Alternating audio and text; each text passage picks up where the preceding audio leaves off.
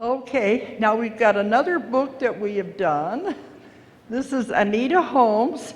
Her book is, she had it up there, they took it down. It's Twidders, and not to be confused with the website, Twidders. This is Twidders. And she came up with this. It's an acronym of what she has discovered. Anita Holmes is a school teacher. I think you have just stopped, or what? I retired 2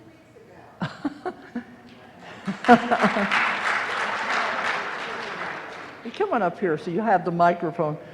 And she was living in Alaska until just a few days ago.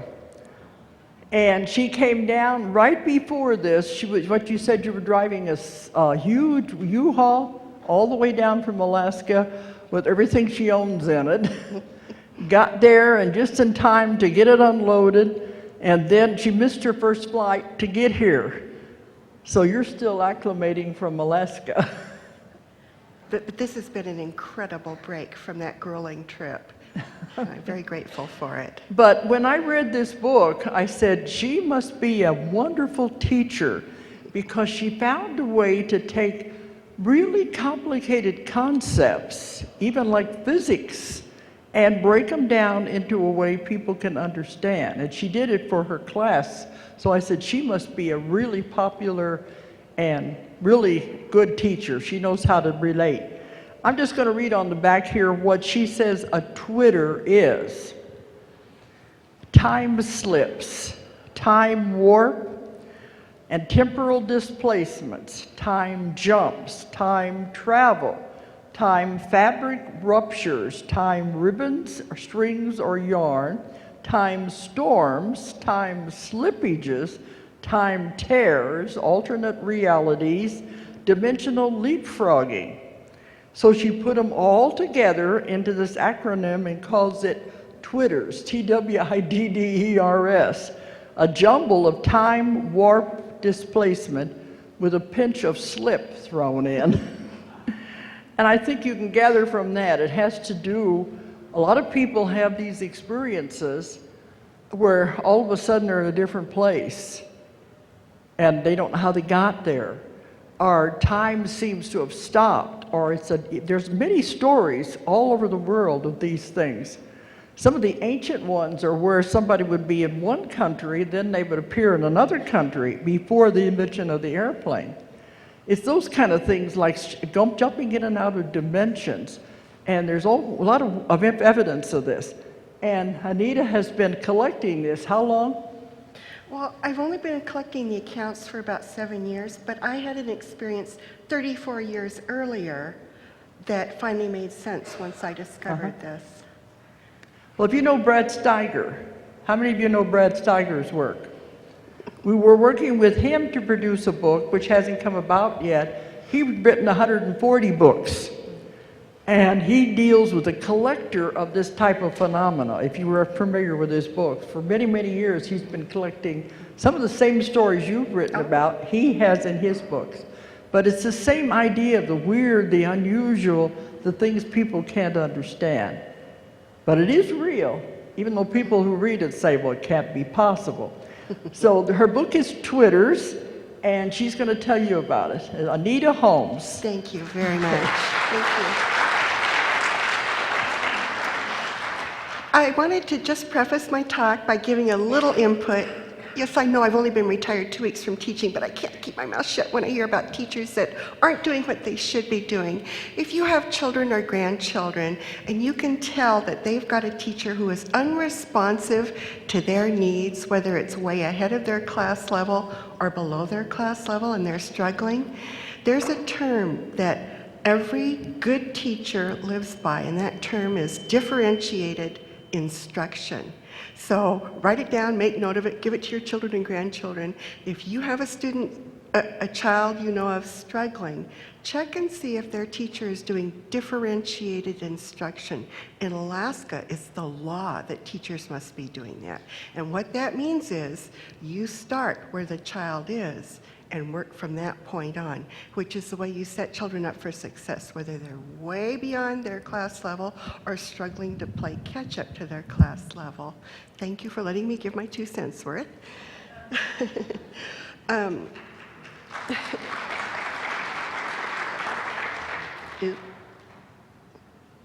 I know just enough about technology to be dangerous.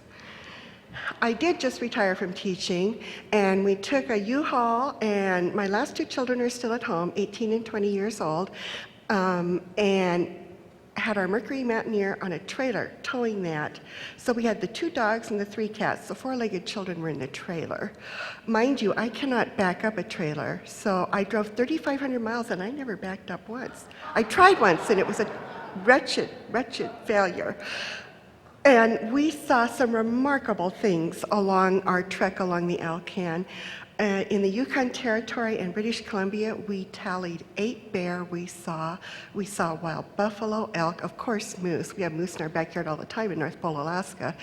We saw porcupine. We saw a lone wolf, fox. We saw a lot of Dall sheep, eagles. And oddly enough, in northern British Columbia, we saw prairie dogs. Prairie dogs, which just shocked the heck out of me. But of the 8-day trip, actually the most memorable thing was one night in Alberta, Canada at a KOA campground. We would set up the tent every night, bring the dogs out of the car, they would sleep with us, 123-pound golden retriever and a bull-legged black lab, and we would let the 3 cats loose in the car. At 1 a.m., right outside the tent wall, I heard meowing. Got up. You know, the old saying, if it weren't for bad luck, you'd have no luck at all. I had left the key in the ignition, and one of those cats had found the button to open the windows. And all 3 of them were in the campground somewhere. So at 1 a.m., my 2 children and I are sneaking around very quietly going, here, kitty, kitty, kitty, kitty. I didn't get any more sleep that night. But we did find all 3 kitties. You know, one of the things that I am glad to leave behind is 67 below zero winters that last 8 months and you never see the bare ground. This picture is of my front deck the first week in April. And I also left behind 3 grandchildren. That's my youngest granddaughter. But the trade-off is I'm now in the Midwest where I've never lived before. I had the opportunity to come to this incredible conference, and I can now fly very easily and reasonably as far as cost to see the other grandchildren. So I'm very excited about that, to not just be once a year grandma. And I can also grow hydrangeas, red tomatoes, not bringing the green tomatoes into a brown bag at the end of the growing season, which is only 3 months long in Alaska, and watch them turn red over the months. I can grow melons. I can go for walks any time of the year. I don't have to plug my car in to keep the engine and oil from freezing. I'm really excited about this move, and I'm very excited to be here today. I wanted to share with you a little bit of what it means to be a SPED teacher by way of background for letting you know how I came to have an interest in this topic. I'm going to be speaking with you today about a little understood phenomenon I categorize as space-time slips. By that I mean, like Dolores had said, you find yourself in a place or a time or a place and a time that you weren't in a second ago, and it's all a big mystery as to how it happened, and it usually doesn't last very long at all. So, how I came up with the name Twidder, she had also mentioned just a few of the acronyms I had to live with as a SPED teacher. Oh, by the way, Cinnamon, my dream was I fell off the podium, so I'm sticking right here. SPED, ESERs, IEPs, FBA BIPs, that's a lovely document to fill out, PLEPs, ECDD, SLP, OT, PT, IR, DD, COSFs. Oh, the page number. And finally, ER. And that is just the tip of the iceberg of acronyms that SPED teachers work with. So I did indeed come up with an acronym rather than try to march out all of those dozens of names for what happens when a person experiences a time slip, and that is Twitters. And by the way, I have also come across an additional description of what happens, and it was called a dimensional anomaly. And I still stand by Twitters. I think that's a lot easier to understand. So there are two things to keep in mind as we get into the topic. One is, and you'll see why this is important in a minute, what sort of person am I? Well, frankly, I'm the sort of person who walks into downtown parking meters in large cities. I'm the sort of person who once tried to put freshly folded sheets in the fridge, and it took me a full 20 seconds before it dawned on me why it was wrong. I'm the sort of person who 2 winters ago, January, 40 below zero, Safeway parking lot, got out of my car, got the strap of my purse hooked on the doorknob, and ended up on the ice, ended up under the car next door to me. So my last day of teaching, I thought I was putting on moisturizer from my face and discovered it was my psoriasis medicine, which explained why it felt so different. In a word, I am a dork. My second thing that I want you to understand is my take on miracles. My children consider it a miracle that my cooking has never poisoned anybody. They take perverse pleasure in trotting out a description of the time I mistakenly added dish detergent instead of canola oil to my freshly ground whole wheat bread dough. The finished product, I swear, it smelled perfectly fine, it raised beautifully, it browned just right, it sliced just right, but when we all sat down for breakfast and took a bite, we all en group spit it out, and that's when I realized I had done something very, very wrong. It's not a miracle that I've never poisoned anyone. I'm not a dangerous cook, I'm just a bad cook. And yet, every day in my life, I see things that I call a miracle. Every time one of my grandbabies recognizes me for the first time after they're walking and runs up and puts their arms around my leg and says, "Grandma, Grandma," that is the ultimate miracle in life. I am in awe of everything, from a beautiful little wildflower blooming and wondering how in the world it ever came to be, to how this clicker works. Those are all miracles to me, but I want you to understand that by miracle, I don't for a moment believe that there's anything in this universe that is magic. In other words, works outside of the laws of physics of our universe. So while Twitters may appear to be miraculous, there's not a doubt in my mind that at some point in the future, physicists will be able to put down in a nice, neat formula how they occur. But yes, at this point in time, Twitters are outside our ken as to how they can happen and operate within the laws of physics. But as I go over my talk today, you're going to find that they are getting very close to understanding how it might happen and the mechanics behind maybe having it happen when we wish, rather than just being something we have no control over, and most of us probably will never experience in our lifetime. So keeping those two things in mind, I want you to understand that over the history,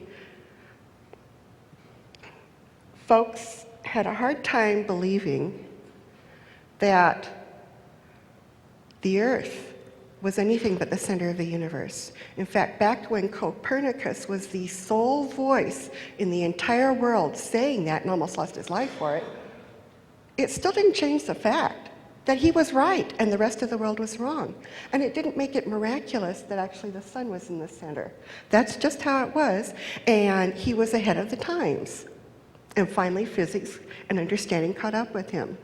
Same thing for electricity. We didn't understand what electricity was. It was a miraculous, magical thing until the end of the 18th century.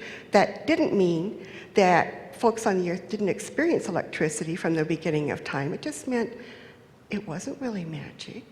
And at some point in time, we understood exactly the physical phenomena behind it occurring. I don't have a clue how my cell phone operates. And in fact, I just learned how to text 3 weeks ago, and my children are so proud of me. But I believe it works. And I know it's not a miracle. I know it works according to laws of physics. The same is true of Twitters. Okay. I wanted to explain to you how I stumbled across what was truly the first Twitter. For many years, I taught at a high school in Fairbanks, Alaska, and I had a couple English classes that I taught. And, you know, teachers have a lot of fun whenever they can. I have really high expectations for my students, and by golly, if I'm not having fun, they're not having fun either, and we all want to have fun. So every October, it was a perfect excuse with Halloween to do something wild and crazy for an English unit.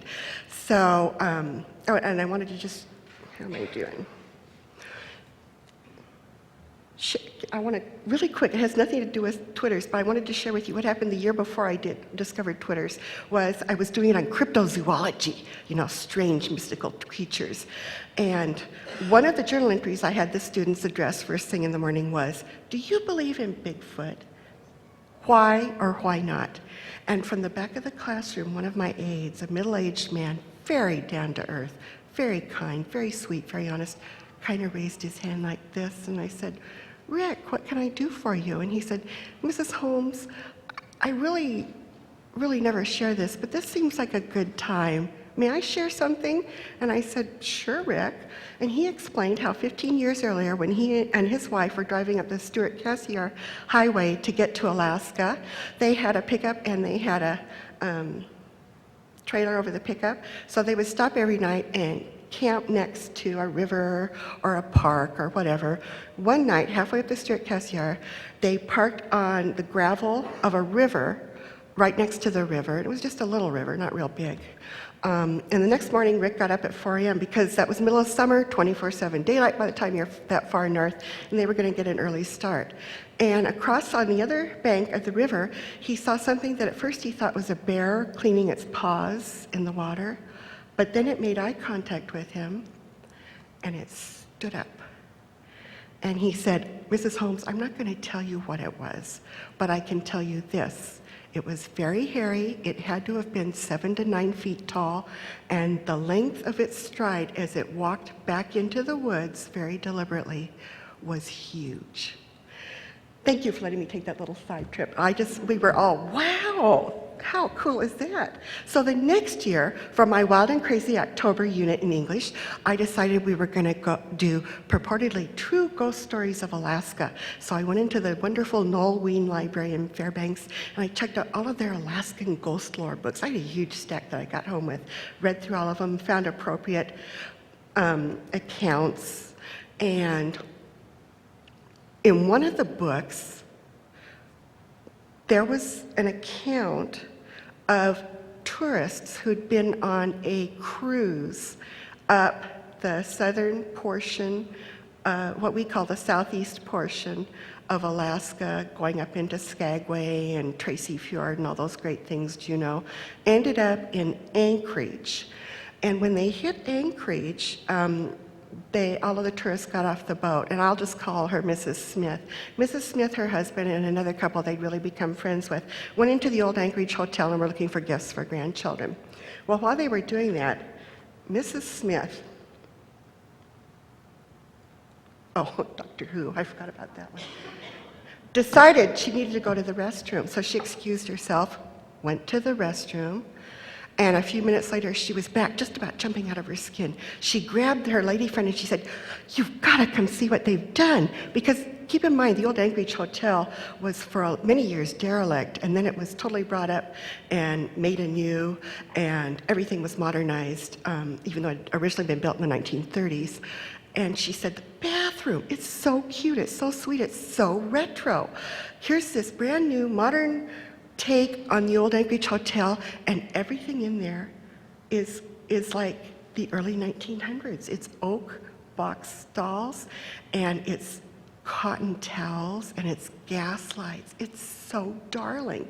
So they rushed back, and when they got there,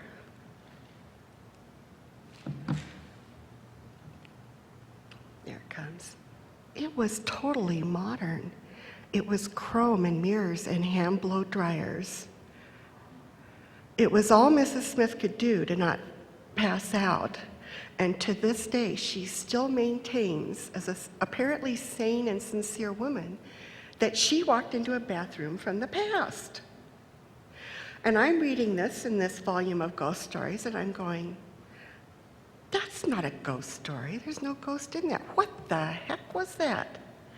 And then I thought back to something that had happened to me many years earlier. I grew up in Portland, Oregon. So going to the Oregon coast was a way of life for my family, and we loved it. And I had a very humble little hobby. I loved to collect agates. I loved those little translucent agates, and they were few and far between in Western Oregon. Most of them were about the size of a shriveled pea, and if I found one once every couple months in the gravel outside our home, I was really happy. So it was always my goal to find some really beautiful agates. The Oregon coast, forget it. The Oregon coast is so picked over. There's no way there have been agates there for decades. But after I married and had children, my husband and I loved to go down to northern Oregon to a home I had an uncle and aunt who owned in Wheeler. So it was on the northern coast. And, you know, there's only one way to go if you're on the northern coast, and that's south on Highway 30. And if you want to go to a beach, you turn off Highway 30 and go west, and you hit the Pacific Ocean. So the price was right as a young family. Uncle never charged us a thing. We just needed to leave the home clean. We would go down there on 3-day weekends. Well, one weekend, we loved to explore and find new beaches, keep the kids entertained. We decided we would go south and we'd turn right and find a new beach that we hadn't been on before. And that's just what we did. Now, the first odd thing that struck me was it was one of those rare, beautiful sunny days at the Oregon coast before September. September and October are incredible for the Oregon coast, but before then it's usually overcast and cloudy, but it was beautiful. But as we went down this little road to the west, all of a sudden the sky was very, very cloudy, and it was horrendously windy. The road took a sharp turn south. There were a row of bungalows, very beat up, on the east side of the road, and on the west side, there was really no beach. All it was huge boulders. And I just assumed there'd been a problem with erosion at some time, and someone had put all these boulders to serve as a dike.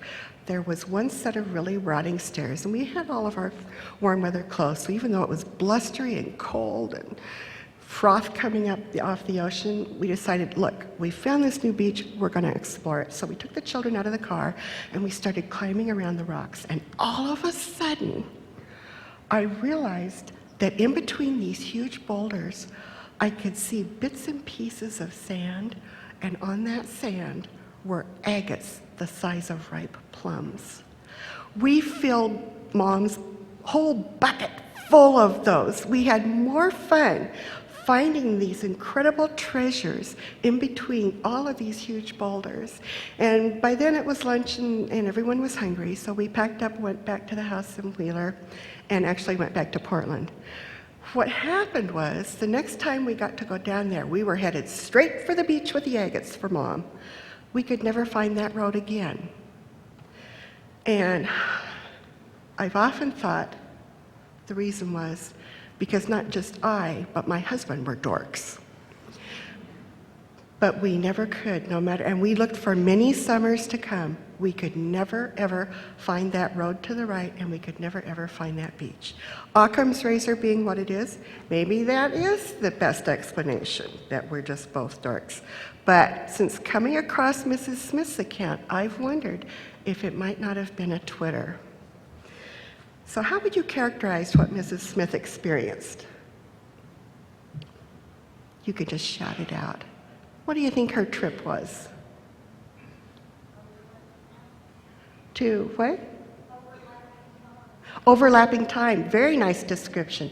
Overlapping time. I like that. Or maybe trip to the past, real quick. But I think what you said is the same idea. What about what I experienced? How would you categorize that? Other dimension. Another dimension? Very good. Or an alternate reality? Definitely, I was in a different place, evidently, than is on the Oregon coast on this earth at this point in time.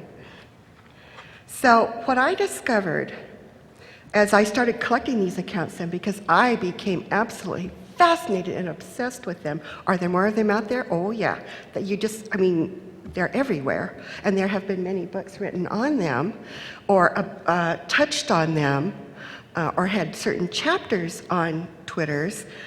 I discovered that none of these books actually organized them in any particular manner. And that was the teacher in me, evidently, the OCD part. I could tell that there were certain categories or topics that all of these hundreds of accounts I'd come across fell under. Some of them had to do with time only, some had to do with space, some had to do with space and time. So I categorized them in that manner. And I've actually, as I've collected even more accounts, have refined these categories even more. And bottom line, Twitters is something that happens physically. And to explain what happens, we have to dip into physics. Yes, I know. Thank heaven we don't have full stomachs or we might all lose our food. Sorry about that. That's the liver and onions of Twitters, is physics. And the creme brulee is reading the accounts of what people have experienced. Because I'm a teacher, I'm sorry, we've got to have the liver and onions with the creme brulee in the time we have remaining this morning. But the liver and onions will go really fast. A theoretical physicist is someone who uses math to attempt to explain natural phenomena. That's who we turn to try to understand how Twitters can happen. And of course, Einstein was the greatest theoretical physicist of the 20th century. With his general and special theories of relativity, he opened up the doors to a lot of understanding. We understood that, no, light doesn't travel at different speeds. It only travels at one speed, always and ever.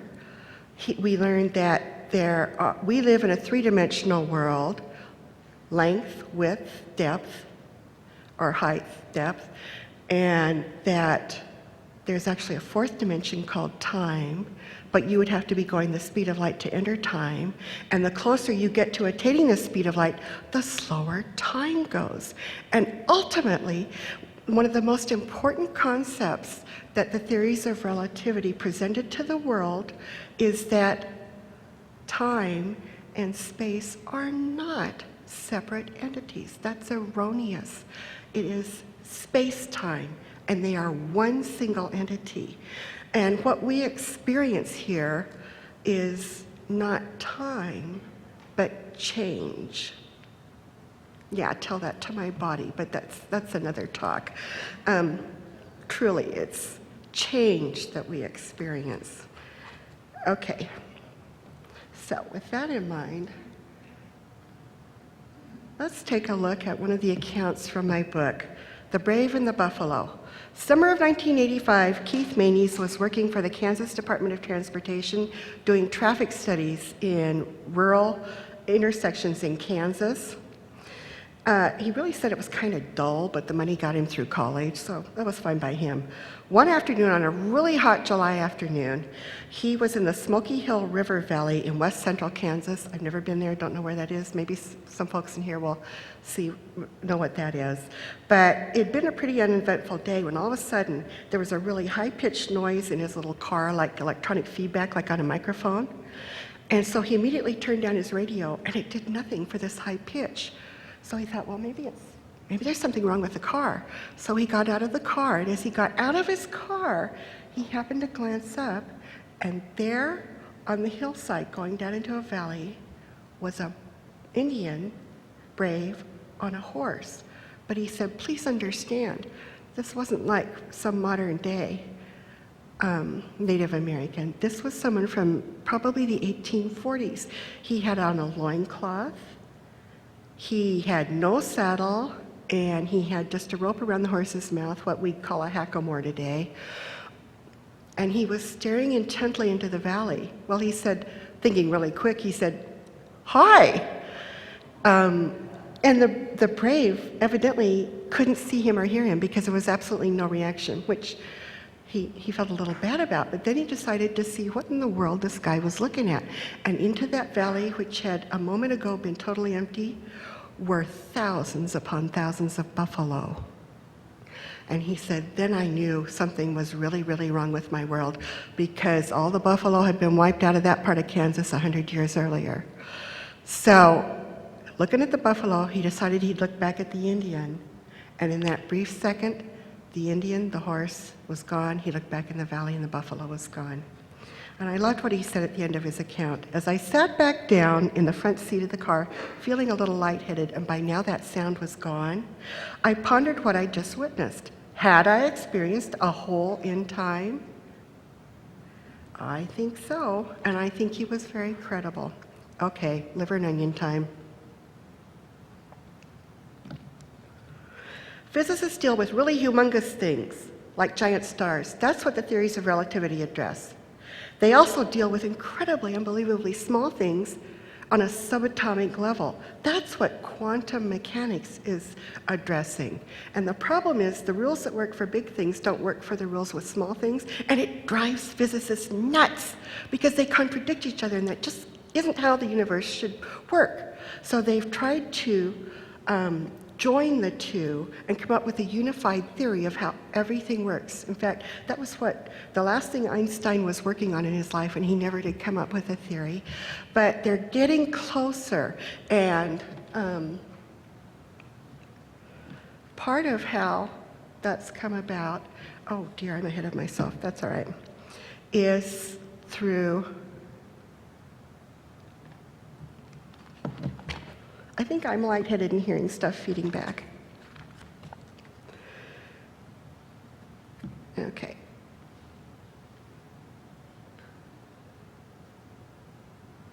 Oh, I've gone too far. We'll get to that. Okay, I don't know where the slide went. Anyway, there are two fellows named Theodor Kaluza and Oscar Klein. They were from Germany and Denmark, and they came up with the beginning of a unified theory, which was that the only way they could make the two sets of laws jive was if they imagined more than 4 dimensions. And in fact, now physicists believe there are 11 dimensions, and M theory is the most up-to-date theory based on superstring theory, and it just may be the ticket to finally understanding how everything in the universe works in a unified manner with laws that don't contradict each other. So, I think we've got time for the tennis court story. Back to the tennis court story, right here. Okay, these two fellas in August of 1997 had a real unusual experience. Their names were Nick and Larry, and they're out back east, out in Cambridge, Massachusetts. Got off work, it was their noontime, and they wanted to play lunchtime tennis. They were driving around a particular part of town they'd never been in before, came across a policeman, asked him for directions. He directed them a couple blocks away, and when they got there was a tennis court. But the odd thing was, everyone in the tennis court was dressed in these long old whites. Even a woman had a long old white dress like from the 1920s. And they didn't know what to make of that, but it was a tennis court. So they decided to wait until there was an opening. So they pulled their car to the right, parked, and when they got out of the car, there was no tennis court. It was a cement building. Well, that really blew their minds. In fact, they were so uncomfortable with it, they didn't talk about it till a few days later with each other, because it just made them very uncomfortable. They then did research, or Nick did, and he discovered that indeed, until 1954, there was an old set of tennis courts in that block, but they had not been there since 1954. Okay. Julian Barber is a British physicist. He says, no, there's no such thing as time. There's no past, there's no present, there's no future. It's all now. And how he explains that is with, not the puppy dog, but the shredded book. Have you folks ever heard that analogy? Anybody? Okay. He says, think of it this way. You've got a book. Story starts on page 1, ends on page 364. Now, rip out all the pages, which that puppy did so well, and throw them on the floor. The entire story is right there now. The beginning, the middle, the end. It's now, and that's how it really is. So that's his take on time, which might help us understand how we can get somewhere where we shouldn't ought to be. One of my most favorite accounts from my book is The Case of the Curious Shell Casing. Martin Caidin, who just died in 1997, was an author and authority on aeronautics and aviation. I bet you've seen some of the movies that have been based on his books. For instance, Samurai or A Torch to the Enemy. He wrote over 50 books, mostly on military history. And of course, he was an aviation buff. That was his whole life. He recorded an odd experience that happened in 1961.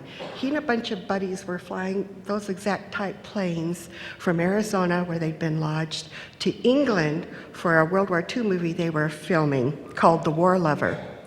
Well, on their way over the Atlantic, he left the cockpit and was sitting in back. And mind you, these planes were all stripped out. They no longer had guns in them, even though they had the spots where the guns had been installed for shooting the enemy in World War II. It was just plastic barriers around them. So they were sitting down in some crates talking, the 4 of them, and all of a sudden they all stopped talking because in the back of the plane, they were seeing a 3-dimensional scene.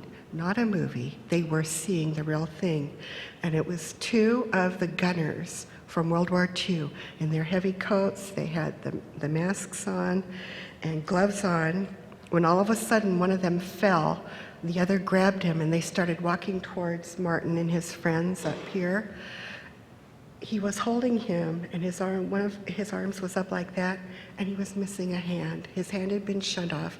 All he had was a stump left. And this one gunner marched him over to an open gunnery area and stuck his hand up in the breeze because they were 4 to 5 miles high, and that meant it was almost 50 degrees below zero outside with the wind chill and the height. And he knew, I mean, it was obvious to them he did it because it was going to staunch the flow of blood and save his life. So they watched the guys shooting for a while. They watched him holding this guy out here.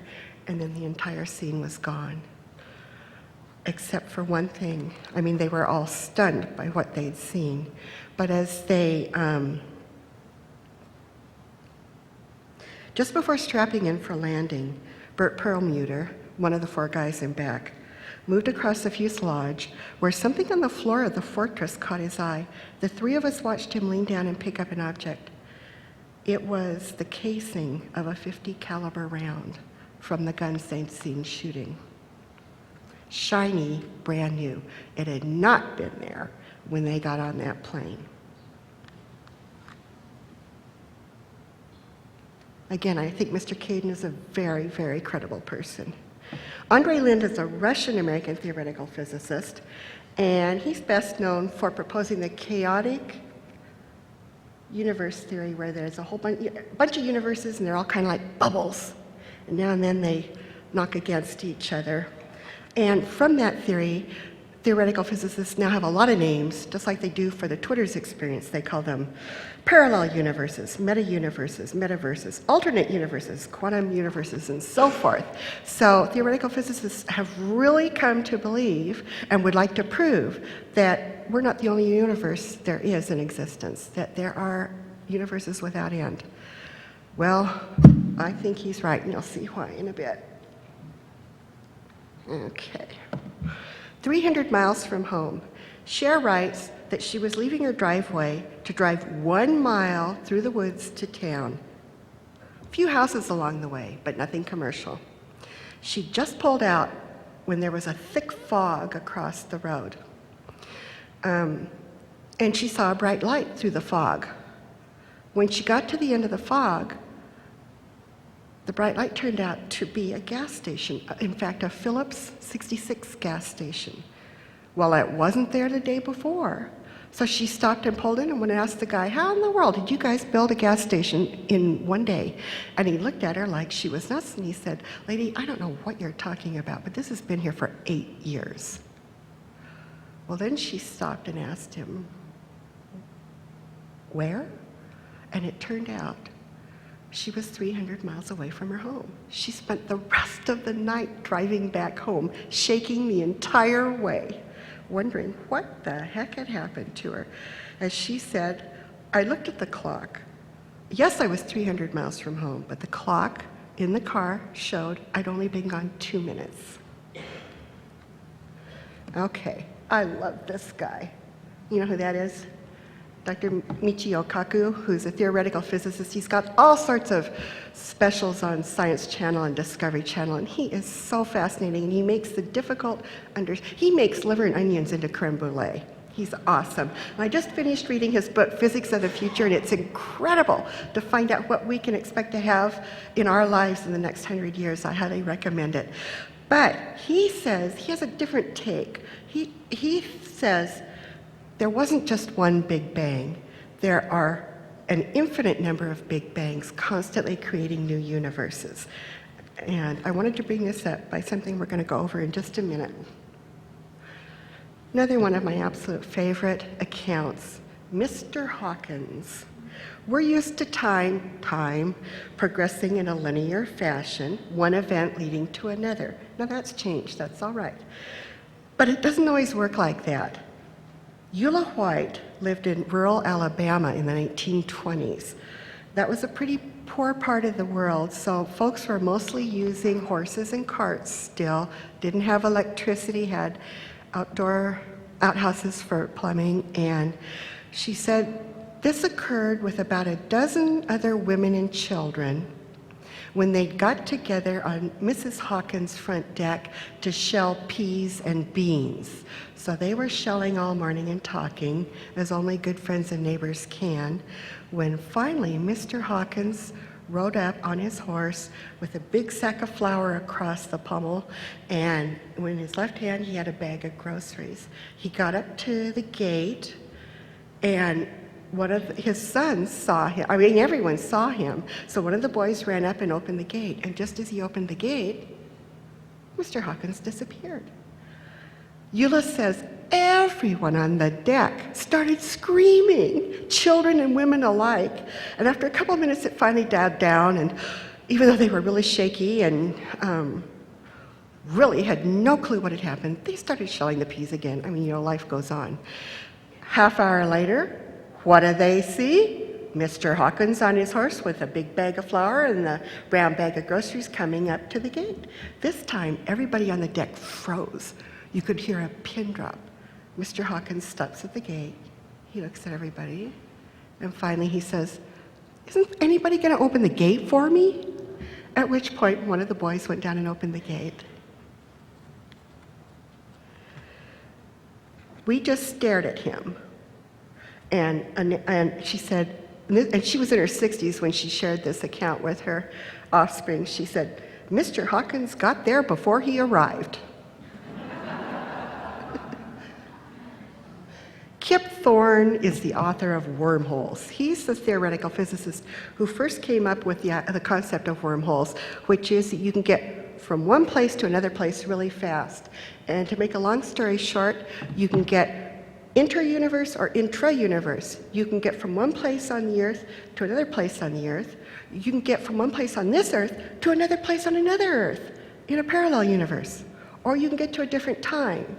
And he says the mechanism for this happening is wormholes. And really quick, I wanted to describe to you a couple things. First of all, in some of the accounts I've compiled for hopefully another volume one day of Twitters, is two sisters, 10 and 12 years old, out in Southern California visiting their grandma. One of the highlights was to go to the huge Goodwill store in their town, and the young adult, preteen clothing and toys, 10-year-old was still into toys, were all up on this huge second floor. Both of the sisters went up to the second floor, were doing their thing.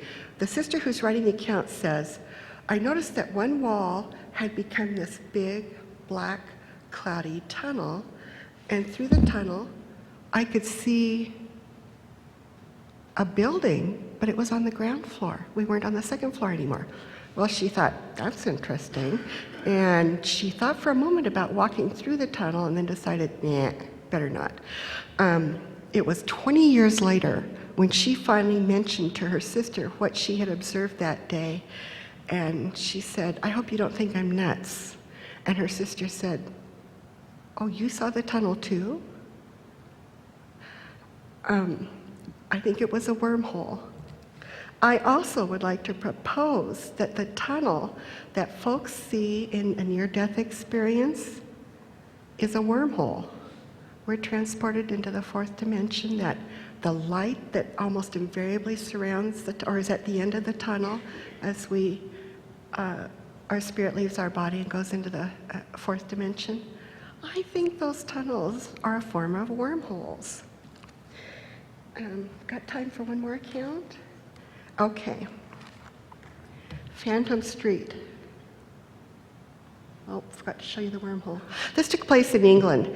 This fella Jeremy Simmons, in 1991, was living just southeast of London, decided one night to go out for a walk. It was the middle of summer, it was beautiful, been a real hot day, it was finally cooling off, and he loved to go for walks. So he went down into this village, walked down East Street, which intersected perpendicularly with West Street. He went right on West Street, and by now it was getting close to 11 o'clock, and getting a little cool, and he decided, probably time to go home. Well, he turned around on West Street, headed back to East Street, when he saw a side road he'd never seen before.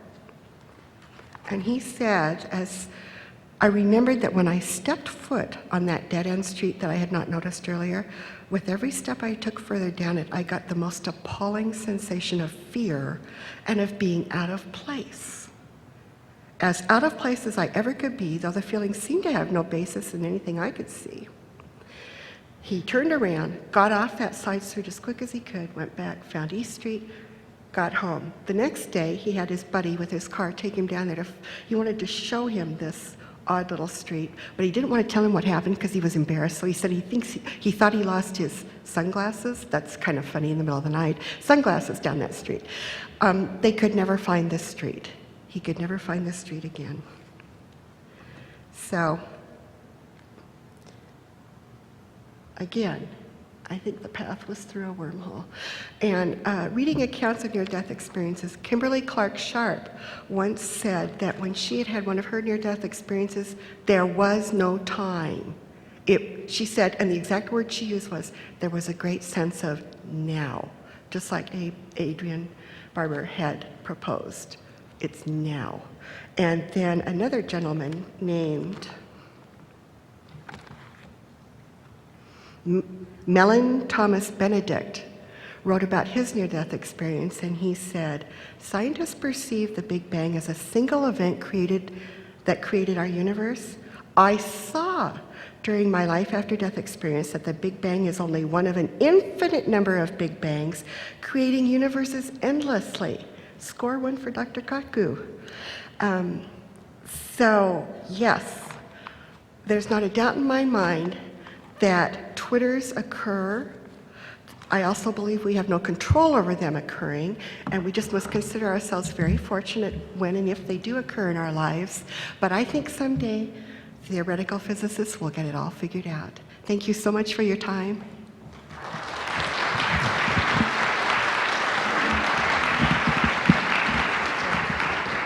Yeah, stay there. We're going to see if they have any questions. But I'm going to bring this around. What? Pardon? The two sisters went into the Goodwill together but did their own shopping. And it wasn't until 20 years later that they actually discovered they'd both seen the wormhole. Yeah, so I'm sorry, I should have made that more clear. Okay. But you know, Anita, I would like to make a comment. What you're referring to wormholes, a lot of metaphysics talk about portals, Okay. which are the same thing. You Oh. can go back and forth through time and other dimensions through portals. If they're, sometimes you don't know they're there, but you can go through them, and the next thing you know, we were in a totally different place. So I think it's the same So thing you're calling different wormholes. terminology, but same concept. Yeah, same That's cool. concept, but just a different wording. Okay, I like Okay. that.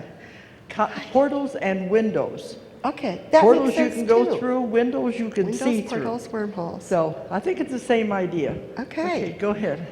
Hello, my name's Colleen. Hi, Colleen. There are two things I wanted to mention. One is I've had strange experiences for the last, well, most of my life, but it's speeding up. Oh, dear. Well, and what I see often is when I meet people, I see the young child, the old person, and who they are now. You know, so I meet an old person, I see them as a kid, and it is a little freaky. You know, just to see the, I don't know how, That sounds but like I'm, a very, very special talent you have. it's very strange, but it's kind of funny. What You kind see of people as talent kids. would that be called, And Dolores? the other thing I wanted to bring to your attention is an article I found on the internet. It's under quantum mirrors. It's also known as Korzarev's mirrors, if I can pronounce that correctly. As a Russian scientist who was studying the magnetic field and magnetic fields in general and how it affects the heart, because he was a cardiologist. Yes. He ended up coming up with a theory because he was watching the aurora borealis and believed it was changing with his thoughts. And so he started along this field of study, and he ended up coming up with two cylinder-like devices with special metal properties that reflect back. The first one reflects thought energy, and the second one reduces the electromagnetic field of the Earth. And what they found was that once you did that, reduced the electromagnetic field of the Earth, you connected with an instantaneous and infinite energy where the now was everything. And they were able to send telepathic messages to people anywhere. And they arranged that, and anywhen, too. How long ago did he do that? I don't know, but I thought you might be Wow, interested how in that. interesting. You bet. Quantum mirrors, check it out. Quantum it was mirrors, really interesting I will. article. Thank you for that information. I love learning new Good luck. things. I thought it's electromagnetic somehow. That our emotions are also a part of that spectrum too, and somehow influence it. That's all I can think. That makes sense to me. Well, in my work, we found there is no such thing as time. Time is an illusion. The ETs say mankind is probably the only species in the universe has found a way to measure something that does not exist. So we're unique in that way, but it's an illusion, and so you're showing it very malleable. We don't know. Very true. But we think we're stuck in it day by day and hour by hour, but we're really not. I thought I was stuck in it going down the Alcan, that's for sure. Yeah, we're not in Kansas anymore. Okay. Hi, Anita. I was thinking about deja vu, and I have it, you know, not regularly, but maybe once every 6 months. And I was wondering, that would fit into the going briefly into the future, right? Yes, it would. It might also be an experience that you didn't even know about, where you might have slipped into a parallel universe, or a combination of the both. Yeah. And I And it's just something that's happening currently? throughout life. Oh, okay. Those moments where it's like, I know I've been here before. It's probably because you're a very sensitive person and you pick up on those things. Yeah, and I'm wondering, you know, if there's ways to be able to have those moments for a longer period of time, and sort of expanding. that I've come across some knowledge. people who say we can control Twitters. Quite frankly, most of it's bunk. But I do know that there are people who have an ability. For instance, Carl Jung had 3 Twitters, you know, the psychoanalyst from Europe. So there was something about him that was a special talent or an ability that he had tapped into somehow that facilitated a Twitter. So what you're describing may be something in you that can facilitate it, and maybe you'll be the groundbreaker for figuring out how to expand it. Who knows? That would be very cool. Let me would know be. if you figure it out. Thank you, Thanks. and enjoy them while you can. Maybe in the future we'll be able to control it. Wouldn't that be Who knows? amazing? Yes. Do you think string theory could explain the ability of humans to use their mind to travel to different dimensions intentionally? I think string theory will be the beginning of understanding how we travel. At this point in time, the accounts I've come across, there's nothing about out-of-body experiences. These people have all experienced what they've experienced in their bodies. So you tap on another type of travel in space-time, which would be an out-of-body experience, or like you described it, mind only. And I truly have not researched those at all. I would just love to get my old body back to find my great-great Irish grandfather and find out where he came from in Ireland, because I can't get that line back anywhere. But Thank you. thank you. Well, they say we're getting our psychic abilities back now. You know, they're getting trying to rediscover all these things again. So who knows what the possibilities will be in the future. Oh, and if you read Dr. Kaku's book, you'll know that it's mind-boggling what he predicts. Hi, my question really is for Get up a little everybody in this closer, a room. little closer. My experience lately is, like Colleen said, my Twitters are coming fast and furious. Everything is really speeding up. I call them flip outs, meaning flipping out to another dimension. Uh-huh. And for me now, they seem to be being triggered by an image or a word. Oh. And before, I never really experienced any triggers. I've had these all of my life, many experiences like this. And now they seem to be triggered. And what I'd really just like to know, is this speeding up for everybody else? Time is definitely Interesting. speeding up, yes. Okay, and I think it's a product Can I say the of- scientists have proved this? We are now living a 16-hour day instead of 24 hours. Doesn't matter what the clock says, that's how much is speeded up. Oh my gosh. And you can tell that. We're living 16 hours in a day instead of 24, and they're proving it. But my Twitters are coming like storms sometimes. Well, you must be developing your ability to tap into them. And I love how you called it triggers. You said images and words. That there Yeah, is images one and trigger words. that some people claim can facilitate a Twitter, and that's psychometry, where you can hold an object from the past. And one of the accounts at the end of my book is about a gal who was in one of the castles in England where, was it Mary Queen of Scots was held? And she was on a tour through there, and she picked up an object resting on a chest of drawers. And she turned around, and there was the room totally barren, except for this very tall woman in long medieval robes, walking back and forth, looking very worried. So maybe seeing an image or a word or a thought might be another trigger, just like holding something from the past. I can see the connection that you're talking about. Just a quick, interesting one that I had recently was I saw on TV a TV ad that showed bows and arrows, and they pull them and they're shooting them at the car, and the car's racing on. But it showed a close-up on this. It was an arrowhead, but it was a real long, slender arrowhead.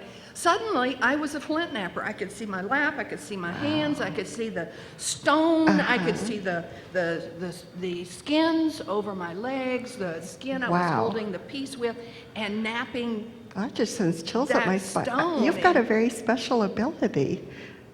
I wish I knew how to control it when everybody finds out. I want to know. There's so many talented people in here. I wish I could help you. I don't have a clue. All right, this will be the last question then. Okay. It's kind of a question. I recently had one of these experiences, and I've had several, but just recently, my son's birthday is June the 2nd, and he sent me a text one time and said, so what's this supposed to mean? What's this envelope supposed to mean? And I texted him back, and what are you talking about? So he sent me a picture of this envelope. And I was in a meeting, and so I didn't get back to him until the next day. I said, so what was the deal with the envelope? And he said, well, it was a birthday card from you. And the birthday card was mailed the 26th of May in 2000. And he got the card in a timely fashion for his birthday this year. The interesting thing is he had just bought his house in that, like a month or two before his birthday that year. I did not even know my house existed in that year, and the return address was my current address. So somehow, and I wrote the Something address. came out of the I parallel wrote the address universe. on there. It was my handwriting. I mean, I put it on the computer and blew it up and everything, and it was my handwriting. So somewhere Something came out I of somewhere. wrote this address like 11 years ago, and I didn't even know my house existed then. So Definitely a well, Twitter. how could you research that? You know, why would you, so I participated in that at that point in time. I think the most important thing you can do is document it, write it down, and maybe someday, in some way, you'll figure it out. But it sure sounds like a Twitter to me. That's really cool. And it is very cool. Treasure them. I've never known anyone in any account to be hurt in any way, shape, or form. So Yeah, oh yeah, I'm it's not just worried something we about have it. no control over, and it happens fast. But there'll never be enough proof for anybody with these strange things. Oh, right, yeah. I think the one thing to remember, Thank if you're you. having these kind of experiences, you're not crazy and you're not going crazy. It just No. means we're rediscovering things that people used to hide before. They've just fluff it off and say, well, it didn't really happen. But I think it's becoming more and more common now, and you're not crazy if you're having weird experiences. No. No, I'm Okay. convinced it's really a daily happening in our existence. And folks, my table that I'll be at shortly, I have a lot of business cards. If you'd like to take one, if you have a Twitter you'd like to share with me, my email address is on there, and I'd love to learn what you've experienced. She said there might be another book in it. Who knows? You know?